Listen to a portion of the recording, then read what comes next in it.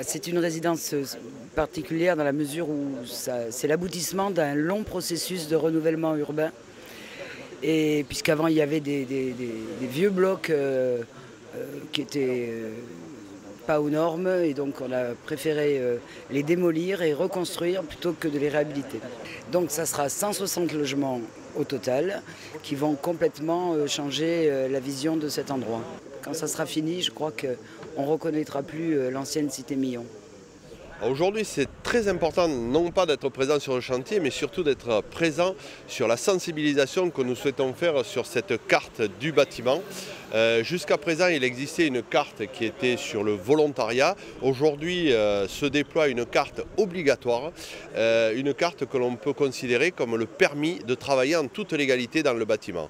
Elle sert pour les contrôleurs de la directe comme pour les gens de l'URSSAF d'avoir un contact immédiat par les éléments de contrôle qui sont sur la carte pour savoir si la règle est bien en place avec cette carte pour la personne concernée. Aujourd'hui, il faut savoir que 68% des entreprises du département de l'Hérault sont dans l'illégalité parce qu'elles n'ont pas fait les démarches auprès de l'UCF qui distribue ces cartes.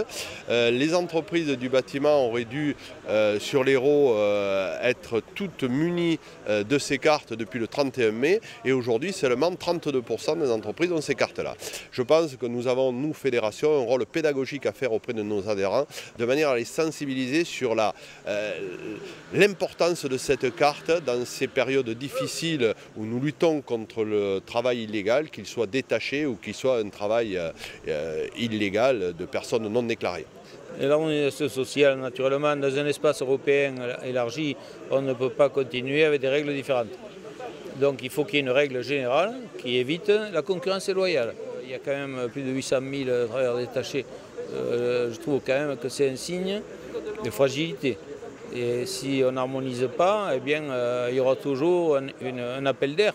Ça a été une volonté gouvernementale qui se déploie progressivement sur la France. Chaque salarié du bâtiment est tenu aujourd'hui à avoir sa carte d'identification de salarié du bâtiment appartenant à une entreprise identifiée.